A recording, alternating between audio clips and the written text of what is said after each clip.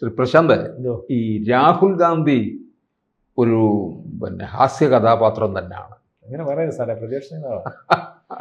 പ്രതിപക്ഷ നേതാവ് എന്ന് പറഞ്ഞാൽ നമ്മൾ ഒരുപാട് പ്രതിപക്ഷ നേതാക്കന്മാരെ കണ്ടിട്ടുണ്ട്. ലോക്സഭയിൽ AK ഗോപാലൻ പോലും പ്രതിപക്ഷ നേതാവായിരുന്നു. ജവഹർലാൽ നെഹ്റു ഏറ്റവും അധികം ബഹുമാനിച്ചിരുന്ന വ്യക്തിയാണ്. അപ്പോൾ അതേ സ്ഥാനത്താണ് ഇപ്പം ഈ രാഹുൽ ഗാന്ധി വന്നിരിക്കുന്നത്. ഒരു ഹാസ്യതാരമൊന്നും പറയാൻ പറ്റത്തില്ല. ഹാസ്യതാരത്തിനും അതിൻ്റേതായ ഒരു വലിയ ബുദ്ധിമാന്മാർ ഹാസ്യകാരന്മാർ. പിന്നെ നമ്മളിപ്പോൾ മലയാളത്തിൽ നോക്കിക്കഴിഞ്ഞാൽ ഏറ്റവും അവസാനം നമ്മളിൽ നിന്ന് വിട്ടുപോയ സലിം കുമാർ തന്നെ, പുള്ളിയെ പറ്റി പഠിച്ചപ്പോൾ പുള്ളി വലിയ മനുഷ്യനാണ്, വലിയ കക്ഷിയാണ്, വലിയ എഴുത്തുകാരനും ഒക്കെ. പിന്നെ ശ്രീനിവാസൻ അല്ലേ, അതൊക്കെ തന്നെ നോക്കുമ്പോൾ അപ്പൊ ഇത് ചാർലി ചാപ്ലിൻ, അയ്യോ അപാര ജീനിയസ് അല്ലേ. അപ്പൊ ഈ രാഹുൽ ഗാന്ധി ഒരു നല്ല പ്രതിപക്ഷ നേതാവാകാൻ പലപ്പോഴും കഴിയുന്നില്ല എന്നുള്ളതാണ്. ഇപ്പം ചിലരൊക്കെ പറയുന്നുണ്ട് അദ്ദേഹം BJPയുടെ ഏജൻ്റ് ആണോ എന്ന് പോലും പറയുന്നുണ്ട്. എന്താണ് അത്തരത്തിലൊരു പ്രസ്താവനയ്ക്ക് പിന്നിൽ?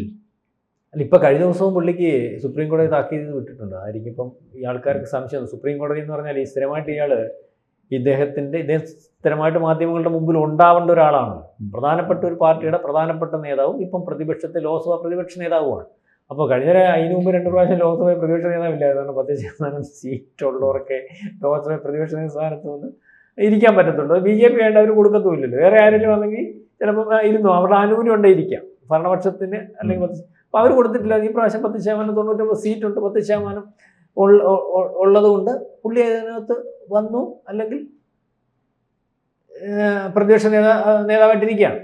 അപ്പം ഈ പറയുന്നത് പോലെ കഴിഞ്ഞ ദിവസം സവേർക്കറുടെ കൊച്ചുമകൻ അദ്ദേഹം കൊടുത്ത ഒരു കേസുണ്ട്, സത്യക്കി സവേർക്കർ ആണ്. അദ്ദേഹത്തെ ആക്ഷേപിച്ച് ഷൂ നക്കി, അല്ലെങ്കിൽ അദ്ദേഹത്തെ മാപ്പ് എഴുതി കൊടുത്തു, അല്ലെങ്കിൽ ആ രീതിയിൽ ആക്ഷേപിച്ച ഒരു കേസ്. അതിനകത്ത് ജസ്റ്റിയില്ല. അതിൻ്റെ അപ്പൂപ്പൻ അല്ലെങ്കിൽ സവേർക്കർ ഇതുപോലെയുള്ള ആളല്ല, പുള്ളിയെ മനഃപൂർവ്വം ആക്ഷേപിച്ചാണ്. പുള്ളി സ്വാതന്ത്ര്യ സമര സേനാനിയാണെന്നുള്ള രീതിയിൽ കൊടുത്തിട്ട്, അപ്പം ഇതിനകത്ത് ഇവർ പറയുന്ന രീതിയിലേക്ക് കാര്യങ്ങൾ, അല്ലെങ്കിൽ സുപ്രീം കോടതിയിൽ നിന്ന് വന്നേ അങ്ങനെ. സുപ്രീം കോടതിയിൽ ഈ ജഡ്ജി പറഞ്ഞത്, ദീപാങ്കർ ദത്ത എന്ന് പറഞ്ഞ ജഡ്ജി പറഞ്ഞത്, ഒരു 12 കത്ത് അങ്ങോട്ട് എടുത്തു വെച്ചു. 12 കത്ത് എടുത്തു വെച്ചത് ഗാന്ധിജിയുടെ കത്ത്. ഗാന്ധിജി ബ്രിട്ടീഷ് പ്രഭുക്കന്മാർക്കും വൈസ്രോയിമാർക്കും ഒക്കെ എഴുതിയ കത്താണ്. ഇതിൻ്റെ കീഴിൽ എന്തോ എഴുതിയേക്കുന്നതെന്ന് ചോദിച്ചു. അപ്പോൾ മാപ്പാക്കണം എന്നുള്ള രീതിയിൽ പോലെ ഗാന്ധിജി ഇവരുടെ കയ്യിൽ നിന്ന് ജയിലിൽ കിടന്ന സമയത്ത് ശമ്പളം കൈപ്പറ്റിയതിൻ്റെ റെക്കോർഡും കാണിച്ചു. ഇത് ഗാന്ധിജി ചെയ്തതിനകത്ത് പോലെയല്ലേ സവേർക്കർ ചെയ്തിട്ടുള്ളത്. ജയിലിൽ കിടക്കുമ്പോൾ ജയിലിൽ നിന്ന് ഒരാൾക്ക് വെളിയിൽ ഇറങ്ങുന്നതിന് കാരണം പറയേണ്ടപ്പോൾ അവസാനം ഏതിനകത്തായാലും വിനയപൂർവ്വമെന്നോ അല്ലെങ്കിൽ മാപ്പാക്കണമെന്നുള്ള ഫോർമാറ്റ് ഉള്ളതാണ്. ഇത് ആ ജയിലിൽ ആ കാലഘട്ടത്തിൽ ആര് കിടന്നിട്ടുണ്ടോ, അല്ലെങ്കിൽ സ്വാതന്ത്ര്യ സമര പങ്കെടുത്തിട്ടുണ്ടോ, ബ്രിട്ടീഷുകാരുടെ അധീനതയിൽ കിടന്നിട്ടുണ്ടോ, അവരെല്ലാം എഴുതി കൊടുത്തിട്ടുള്ളതേ ഉള്ളൂ. അത് സവേർക്കർ മാത്രമായിട്ട് എഴുതി കൊടുത്ത ഒരു കാര്യമോ മറ്റോ ഒന്നും അല്ല എന്നുള്ള രീതിയിലേക്കാണ് ഒരു പക്ഷേ പറയുന്നത്. അപ്പം ഇങ്ങനെ പറയുമ്പം, അല്ലെങ്കിൽ ഇങ്ങനെ ഓരോ ദിവസവും ഇദ്ദേഹം അബദ്ധം കാണിക്കുമ്പോഴും ഇപ്പോൾ പ്രതിപക്ഷത്തിൻ്റെ അവസ്ഥ അറിയാവുന്നു. അപ്പം ഈ കഴിഞ്ഞ ദിവസം ഒരാളൊരു കഥ പറഞ്ഞു. ഈ കഥ പറഞ്ഞപ്പം ഇവർക്ക് പലരെയും കൈകാര്യം ചെയ്യുന്നുണ്ട്. ഇപ്പോൾ ഏറ്റവും അവസാനം BJPക്ക് പിണറായി വിജയനായിരുന്നല്ലേ, അല്ലെങ്കിൽ BJPയുടെ ഏറ്റവും വലിയ ശത്രു CPM ഇപ്പം നേതാവ് പിണറായി വിജയൻ കഴിഞ്ഞ ഇലക്ഷനോട് തരിപ്പണമായി. അത് പക്ഷേ BJPയുടെ കളിയായിരിക്കാം എന്നൊക്കെ രീതി പറയാം. അല്ലെങ്കിൽ ഈ തമിഴ്നാട്ടിലാര് സ്റ്റാലിൻ അറിയാമല്ലോ, BJPയുടെ ഏറ്റവും വലിയ ശത്രു. സ്റ്റാലിൻ്റെ കാര്യം പോയി. പശ്ചിമ ബംഗാൾ മമതാ ബാനർജി. ഇതുപോലെ പ്രധാനപ്പെട്ട കക്ഷികളെ എല്ലാം കൈകാര്യം ചെയ്യാൻ കഴിയുന്ന ഈ BJP എന്തുകൊണ്ട് ഈ പറയുന്ന രാഹുൽ ഗാന്ധിയെ കൈകാര്യം ചെയ്യുന്നത്? അപ്പം രാഹുൽ ഗാന്ധി നിരന്തരമായിട്ട് നടന്ന് BJP ആക്ഷേപിക്കുകയും അല്ലെങ്കിൽ ഈ BJPക്കെതിരെ നീക്കം നടത്തുകയും ഇന്ത്യക്കെതിരെ നീക്കം നടത്തുകയൊക്കെ ചെയ്യുന്നുണ്ടല്ലോ. അപ്പം അതിനകത്ത് നമ്മുടെ ഈ ഗീതയിൽ നിന്നൊരു കഥ ഒരാൾ പറഞ്ഞുകൊണ്ട് അതിന് മറുപടി പറഞ്ഞു. ഈ ജരാസൻ എന്ന് പറഞ്ഞ കണ്ട ഒരു അസുഖം ഉണ്ടായിരുന്നു, ഉണ്ടല്ലേ. അപ്പോൾ പുള്ളിയാണെങ്കിൽ നിരന്തരമായിട്ട് കൃഷ്ണനുമായിട്ട് യുദ്ധം ചെയ്യുന്നതാണ്. അപ്പോൾ കൃഷ്ണനുമായിട്ട് യുദ്ധം ചെയ്യുന്നതെന്ന് പറഞ്ഞാൽ ഈ കൃഷ്ണനോട് എതിരുള്ള ആൾക്കാരെ മൊത്തവും വിളിച്ചുകൊണ്ട് വന്നിട്ട് ഒരു 6 മാസം കൂടുമ്പോൾ യുദ്ധം നടത്തുമ്പോൾ കൃഷ്ണന് എല്ലാവരെയും നിഗ്രഹിക്കും, ജരാസനെ മാത്രം വെറുതെ വിടും. അപ്പം ശ്രീകൃഷ്ണൻ്റെ ഒരു ഏറ്റവും വേണ്ടപ്പെട്ട കൃഷ്ണൻ്റെ ഭക്തൻ കൃഷ്ണനോട് ചോദിച്ചു, എന്താ നിങ്ങൾ എല്ലാവരെയും കൊല്ലുന്നു? ജരാസനാണ് ഇതിന് കാരണക്കാരൻ. ഈ ശത്രുതയ്ക്കും ഈ യുദ്ധത്തിനും 6 മാസം അല്ലെങ്കിൽ അവനിഷ്ടമുള്ള സമയത്ത് ശത്രുക്കളെ എല്ലാം കൂടെ കൂട്ടിക്കൊണ്ടുവന്ന് കൃഷ്ണനെതിരെ യുദ്ധം ചെയ്യുന്നു. ഈ പറയുന്നത് പോലെ എല്ലാവരെയും കൊല്ലുന്നു. ഇതിന് കാരണം എന്താ? അന്നേരം കൃഷ്ണൻ പറഞ്ഞു, എന്നാൽ ജരാസനെ അങ്ങ് കൊന്നു കളഞ്ഞാൽ ഈ കാര്യം അങ്ങ് തീരുമല്ലോ. അന്നേരം കൃഷ്ണൻ പറഞ്ഞു, ജരാസനെ കൊല്ലാൻ പാടില്ല. ജരാസനെ കൊന്നാൽ ഈ ലോകത്തുടനീളം ഇരിക്കുന്ന എല്ലാ ശത്രുക്കളെയും നമ്മൾ തേടി പോകേണ്ടി വരും. ഇത് ജരാസൻ ഇവരെ എല്ലാം കൂടെ പറക്കിയെടുത്തിട്ട് നമ്മുടെ മുമ്പിൽ കൊണ്ടുവരും. പുറകെ വരും. അപ്പൊ നമുക്ക് ഈ ശത്രുക്കളെ എല്ലാം കൊണ്ടിട്ട് ജരാസനെ വീണ്ടും വേണം. അപ്പൊ വീണ്ടും ഇപ്രകാരം കഴിയുമ്പോൾ നമ്മുടെ ശത്രുക്കളെയും അല്ലെങ്കിൽ ലോകത്തിന് കൊള്ളുമില്ലാത്തവനെ എല്ലാം കൂടെ പറക്കിക്കൊണ്ട് ഇങ്ങനെ വരും. അപ്പം ആ പണി ചെയ്ത അപ്പൊ ജരാസനെ കൊന്നാൽ ആ പണി നടക്കത്തില്ലല്ലോ. അപ്പൊ ഇതുപോലെ ആ സ്ഥാനത്താണ് രാഹുൽ ഗാന്ധി. അതായത് ഈ BJPക്കെതിരെ ആരൊക്കെ എവിടെയൊക്കെ ഒളിഞ്ഞിരിക്കുന്നോ, പമ്മിയിരിക്കുന്നോ, പ്രത്യക്ഷത്തിൽ നിൽക്കുന്നോ, ഇവരെ എല്ലാം കൂടെ സംഘടിപ്പിച്ചുകൊണ്ട് വരുന്നതിനും തിരിച്ചറിയുന്നതിനും അവരുടെ കാര്യങ്ങൾ എളുപ്പത്തിൽ അറിയുന്നതിനും ഈ രാഹുൽ ഗാന്ധിയെ വേണം. അതുകൊണ്ട് അയാളെ ഫ്രണ്ട് നിർത്തിയിരിക്കുന്നു എന്നാണ് ഈ പറഞ്ഞതിൻ്റെ അപ്പം ഇപ്പം പറയുന്നത് പോലെ അപ്പം രാഹുൽ ഗാന്ധി എല്ലാ തരത്തിലും ഇപ്പം സാറ് ചോദിച്ച് ഏജന്റ് ആണെന്ന് ചോദിച്ചു, എല്ലാ തരത്തിലും BJPക്ക് അനുകൂലമായിട്ടുള്ള ഒരാളാണ്.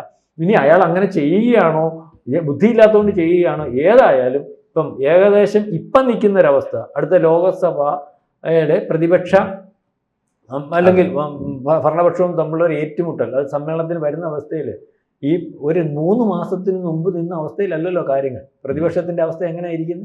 ലോകസഭയിൽ അവർ കൊണ്ടുവന്ന ബില്ലുകൾ പാസ്സാക്കാൻ പറ്റാതെ BJP ഇല്ലായ്മ ചെയ്തു എന്ന് പറഞ്ഞ് ഇവിടുത്തെ മാധ്യമങ്ങളും പ്രതിപക്ഷം കൊട്ടിഘോഷിച്ചെടുത്ത് 3-2 ഭൂരിപക്ഷത്തിൽ ഒരുപക്ഷെ ബില്ലുകൾ പാസ്സാക്കാൻ പറ്റുന്ന ഒരു അവസ്ഥയിലേക്ക് കാര്യങ്ങൾ ഉരുത്തിരിച്ചേക്കുന്നതിന് കാരണക്കാരൻ ബീഹാറിലെ ഇലക്ഷൻ രാഹുൽ ഗാന്ധിയാണ്, പശ്ചിമ ബംഗാളിലെ ഇലക്ഷൻ രാഹുൽ ഗാന്ധിയാണ്.